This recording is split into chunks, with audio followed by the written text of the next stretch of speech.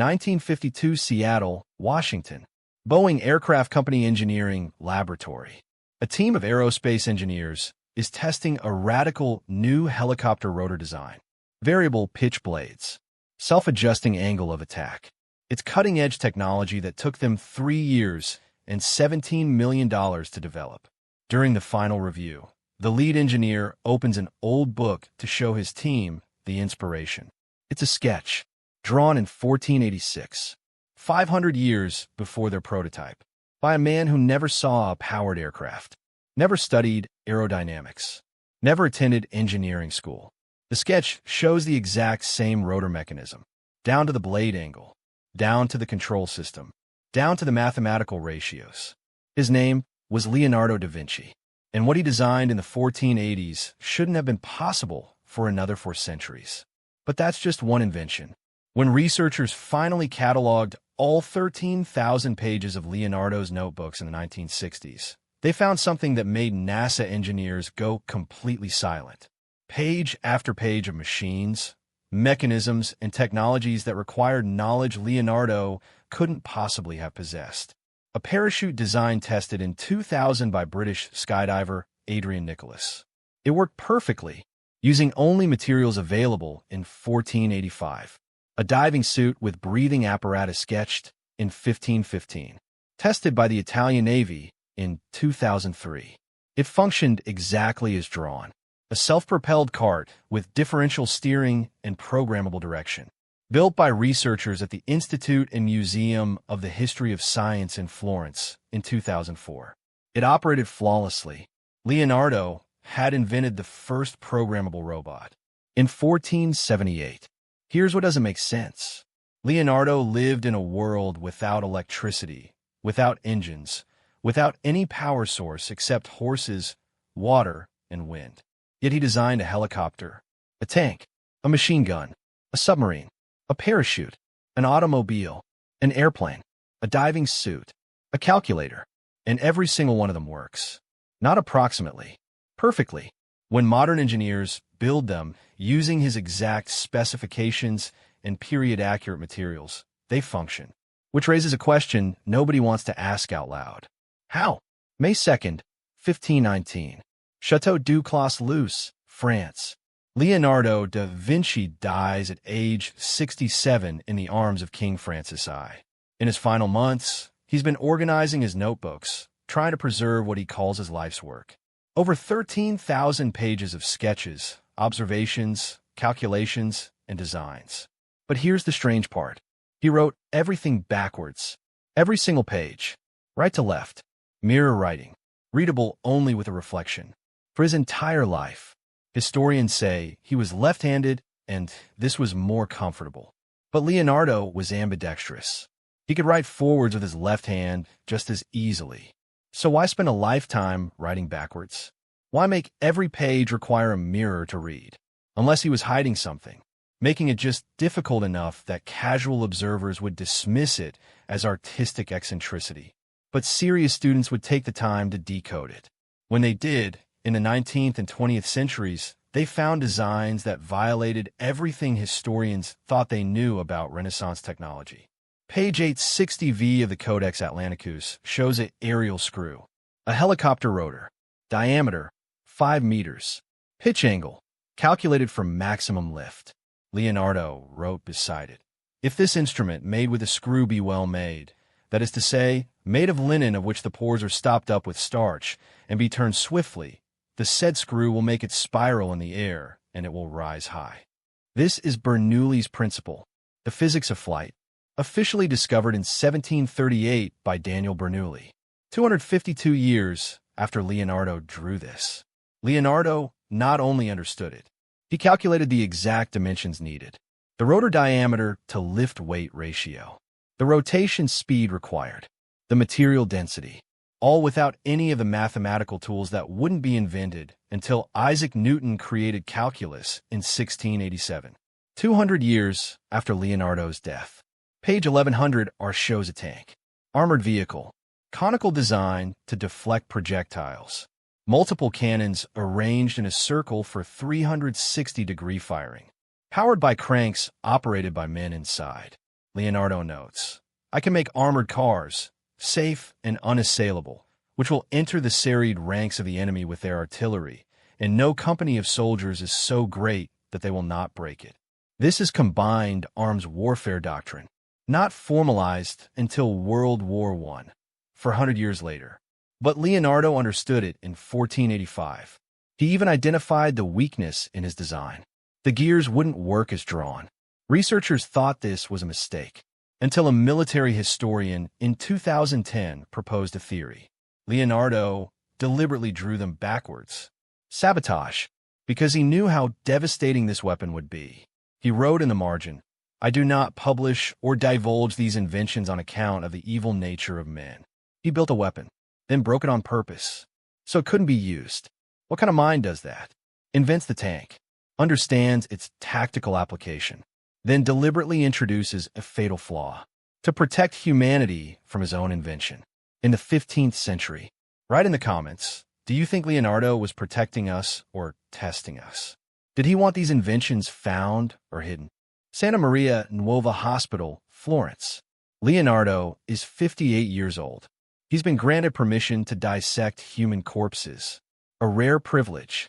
Most physicians at this time still use diagrams from Galen, a Roman doctor from 200 AD. Those diagrams are wrong, catastrophically wrong, but questioning them is heresy. Leonardo doesn't care about Galen. He dissects 30 human bodies over 3 years and produces anatomical drawings so precise that medical students use them today. 500 years later, his drawing of the human heart shows 4 chambers. Correctly, he identifies the function of heart valves. Correctly, he traces the coronary blood vessels. Correctly, he even theorizes about atherosclerosis, hardening of the arteries. Autopsies in the 1960s on cardiovascular disease patients confirmed his observations. How did he see this? He didn't have X-rays, didn't have microscopes, didn't have any magnification technology. He used candles and daylight. Yet his drawings of the human fetus in the womb, page 197, are of the Windsor collection, show details so accurate that obstetricians in 2012 published a paper titled Leonardo da Vinci's Studies of the Fetus, a Modern Perspective. They conclude, quote, his accuracy is remarkable and in some cases exceeds modern imaging. How does candlelight exceed ultrasound technology? Page 36V shows the human spine. 33 vertebrae. Correct count, showing the curvature. The intervertebral discs. The nerve bundles. Leonardo writes, the spine has 33 vertebrae which give it flexibility. Medical science wouldn't confirm this until the 17th century. During the same dissections, Leonardo discovers that the eye works like a camera. Light enters through the pupil, focuses through a lens, projects an inverted image on the retina. He draws it. Page 118R. Windsor Collection. This is the optical theory that wouldn't be formalized until Johannes Kepler in 1604, 94 years after Leonardo drew it. But Leonardo went further. He theorized that the brain flips the image right side up. Neuroscience confirmed this in the 20th century. How did he know? He couldn't see the brain processing images. He couldn't measure neural activity. Yet he described it accurately. Between 1503 and 1505, Leonardo designs a bridge. The Sultan of Constantinople, Bayezid II, needs to span the Golden Horn, 240 meters. No bridge in the world spans this distance in 1502. The longest is 136 meters. Leonardo designs a single-span stone bridge, 240 meters long, using a pressed bow arch, a design that wouldn't appear in engineering textbooks until the 19th century. He calculates load distribution, wind resistance, tidal stress. The Sultan rejects it. Too ambitious, too expensive, impossible. In 2001, Norwegian artist Vebjorn Sand builds a smaller version of Leonardo's bridge in Norway. Using Leonardo's exact 1502 design, modern engineers analyze it. Their conclusion, the design is flawless. The mathematics are perfect. It would have worked in 1502. Leonardo designed a bridge 300 years ahead of structural engineering, and nobody built it. What else didn't we build? Page 1068 R of the Codex Atlanticus shows a machine gun. Leonardo calls it the 33-barreled organ. 11 rows of 3 guns each. Rotating firing system. While one row fires, the second cools, the third reloads. Continuous fire. This is the Gatling gun principle. Patented by Richard Gatling in 1862, 347 years after Leonardo drew it. Leonardo even calculated the optimal barrel configuration for heat dissipation and reload speed. Page 1070 shows an exploded view technical drawing, showing how each component fits together. Exploded view drawings are a modern drafting technique. Taught in engineering schools today, Leonardo invented this drawing method in 1482 to document machines that wouldn't exist for 400 years. Do you think Leonardo saw these inventions in his mind fully formed, or did he build and test them? Drop your answer below. Milan. Leonardo is 44. He's working as a military engineer for Ludovico Sforza, Duke of Milan. In his spare time, he's sketching birds. Obsessively, he fills notebooks with wing positions, feather angles, bone structure, flight patterns. Then he starts designing a flying machine. Page 308 shows an ornithopter, a machine with flapping wings operated by a human pilot. The pilot lies face down, operates pedals and levers. The wings beat. Leonardo calculates wing surface area relative to body weight. Writes, a bird is an instrument working according to mathematical law. It lies within the power of man to reproduce this instrument with all its movements. This is the Wright brothers' conclusion. In 1903, 407 years later, but Leonardo went further.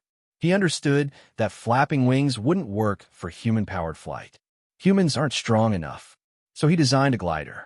Page 161 fixed wings, weight shift control, movable tail for stability. In 1505, the first working glider was built by George Cayley in 1804, using the same principles. 299 years later, British aeronautics engineer Julian Freeman built Leonardo's glider in 2002, using only materials available in 1505, linen, wood, rope. He flew it successfully for several hundred meters. The design worked. 500 years ago, Leonardo could have flown. He chose not to.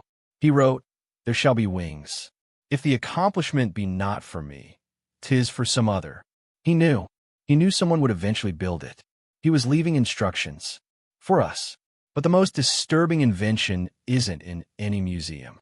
It's page 887 of the Codex Atlanticus, a design so bizarre that most historians dismissed it as fantasy. Until 2019, a research team at Caltech builds it, using Leonardo's specifications. It's a robot, shaped like a lion, powered by springs. Programmable movements using a system of gears and cams. You set the cam positions. The lion walks forward a specific number of steps, opens its chest, reveals flowers inside, then stops. Researchers at Caltech test the reconstruction. It works perfectly. The cam system is binary programming. On-off positions. Same principle as computer code. Leonardo designed a programmable robot. In 1515, 446 years before the first industrial robot was installed in a General Motors plant in 1961, his robot used mechanical logic gates, the foundation of computer science. For 100 years early, here's the question historians refuse to answer. Where did Leonardo learn this? He had 14 years of formal education, basic reading, writing, mathematics. No university, no engineering degree. No access to advanced texts because they were all in Latin and Greek, which he couldn't read fluently. He called himself an unlettered man. Yet he designed a helicopter requiring knowledge of aerodynamics, discovered 250 years later. A tank requiring metallurgy, not available for 300 years. A programmable robot requiring logic systems, invented 400 years later. A parachute tested successfully 500 years later. An anatomical understanding exceeding modern imaging. Where did this knowledge come from? Some researchers suggest he was observing nature so carefully that he intuited principles of physics. But intuition doesn't give you precise mathematical ratios, doesn't give you gear configurations, doesn't give you the exact angle of attack for a helicopter rotor blade. That requires calculation, testing, tools Leonardo didn't have. Others suggest he was a savant, a once-in-a-millennium genius. Possible, but even genius requires foundational knowledge. You can't invent calculus without understanding algebra first. You can't design a flying machine without understanding Bernoulli's principle, unless you have a different source, a different method, something we don't understand. In 2009, researchers at the Smithsonian discovered something strange in Leonardo's notebooks. Hidden sketches, drawn so lightly they're almost invisible, beneath his mirror writing, underneath his finished drawings. Preliminary sketches using geometric patterns that don't match any known Renaissance drawing technique. Fractal-like repetitions, mathematical progressions, as if he was visualizing in a completely different way, seeing relationships between shapes, forces, and functions that nobody else could see. One researcher described it as, he's drawing the math before he draws the machine. What does that mean? What if Leonardo wasn't inventing these machines? What if he was remembering them, seeing them in his mind fully formed, and simply transcribing them to paper? That would explain the precision, the accuracy, the 4th-century head start. But it raises an even more disturbing question. Remembering from where? 500 years after his death, Leonardo's inventions still work. His anatomy drawings are still accurate. His engineering principles are still taught. His mirror writing is still unreadable without effort.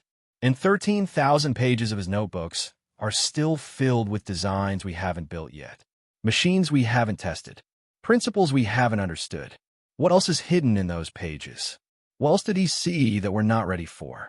The man who invented the helicopter, the tank, the parachute, the robot, and the submarine in the 1480s also wrote this on page 141V. I have offended God and mankind because my work did not reach the quality it should have. The man who designed machines 4 centuries ahead of their time thought he hadn't done enough, thought his work wasn't good enough. What was he trying to achieve?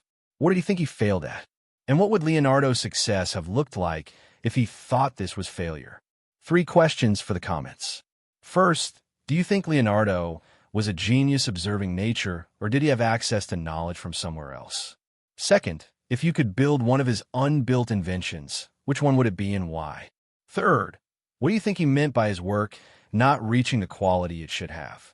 What was he really trying to accomplish? Drop your answers below. The most interesting theory gets pinned. Because 500 years after his death, Leonardo da Vinci remains the only person in human history to design a working helicopter, tank, parachute, robot, submarine, machine gun, and airplane without ever seeing a single one in operation. Without engines, without electricity, without modern mathematics, without computers. He saw them in his mind, drew them with precision, and left them for us to find. The question isn't what Leonardo invented. The question is what he knew and where that knowledge came from. Some doors once opened don't close. Some questions once asked don't have comfortable answers. Leonardo opened a door, and we're still trying to figure out what's on the other side.